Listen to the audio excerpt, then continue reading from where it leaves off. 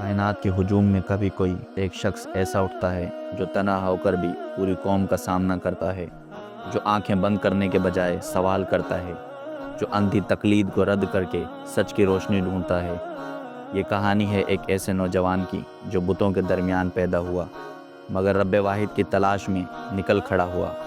یہ سفر ہے عقل سے یقین تک اور تنہائی سے نبوت تک۔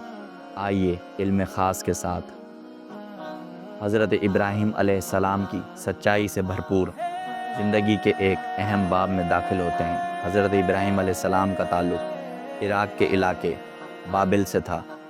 ان کے والد آزر ایک مشہور بت تراش تھے۔ پورا شہر بتوں سے بھرا ہوا تھا۔ ہر گلی، ہر بازار، ہر گھر میں کوئی نہ کوئی بت موجود تھا۔ ابراہیم علیہ السلام بچپن ہی سے عجیب سوالات پوچھتے۔ ابا، یہ بت بولتے کیوں نہیں؟ یہ خود گر جائیں تو خود کو سنبھال بھی نہیں سکتے، تو انسان کو کیا سنبھالیں گے؟ اگر یہ خدا ہیں تو ان کی حفاظت انسان کیوں کرتا ہے؟ والد آزر ان سوالوں پر ناراض ہو جاتے، کہتے بیٹا چپ رہو، یہ ہمارے آباء و اجداد کا طریقہ ہے۔ لیکن حضرت ابراہیم علیہ السلام کا ذہن سوالوں سے خالی نہ ہوتا۔ ایک رات حضرت ابراہیم علیہ السلام تنہا صحرا میں جا رہے تھے۔ آسمان پر ایک روشن ستارہ چمک رہا تھا۔ انہوں نے دل میں سوچا، کیا یہ میرا رب ہو سکتا ہے؟ مگر ستارہ غروب ہو گیا۔ میں غروب ہونے والے کو رب نہیں مانتا، انہوں نے کہا۔ پھر چاند چمکا، پھر سورج، مگر وہ سب غروب ہو گئے۔ تب حضرت ابراہیم علیہ السلام نے پوری یقین کے ساتھ اعلان کیا، میں اپنا چہرہ اس ذات کی طرف کرتا ہوں جس نے آسمان و زمین کو پیدا کیا، اور میں ہرگز مشرکوں میں سے نہیں ہوں۔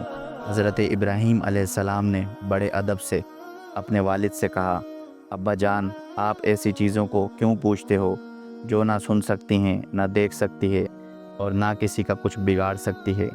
آزر غصے سے بھڑک اٹھا، ابراہیم، اگر تو باز نہ آیا تو میں تجھے سنسار کر دوں گا۔ ابراہیم علیہ السلام نے کہا، میں آپ کے لیے دعا کروں گا، لیکن حق کی بات کہنا میرا فرض ہے۔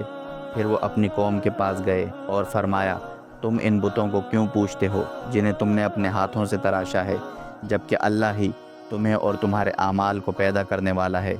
لوگ ہنسے اور ان باتوں کا مذاق اڑایا، مگر حضرت ابراہیم علیہ السلام پیچھے نہ ہٹے۔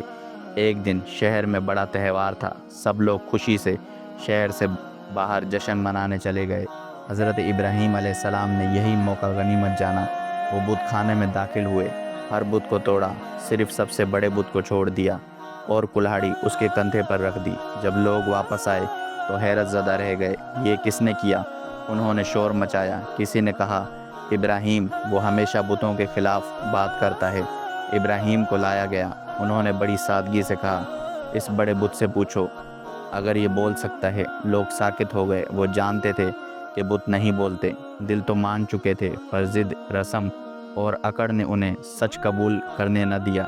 یہ کہانی صرف ماضی کا قصہ نہیں، یہ ہر اس شخص کے لیے سبق ہے جو سچ کی تلاش میں ہے، اور ہر اس قوم کے لیے تنبیہ ہے جو جھوٹ پر اڑی رہتی ہے۔ اگر آپ کو ہماری یہ کاوش پسند آئی ہو تو ویڈیو کو لائک کریں اور شیئر کریں تاکہ علم کا یہ چراغ دوسروں تک بھی پہنچے، اور مزید ایسی ایمان افروز کہانیوں کے لیے ہمارے چینل علم خاص کو سبسکرائب کریں اور بیل آئیکن کو ضرور دبائیں تاکہ نئی ویڈیو کی اطلاع آپ کو فوراً ملے۔ علم کو عام کریں تاکہ دلوں میں حق جاگے۔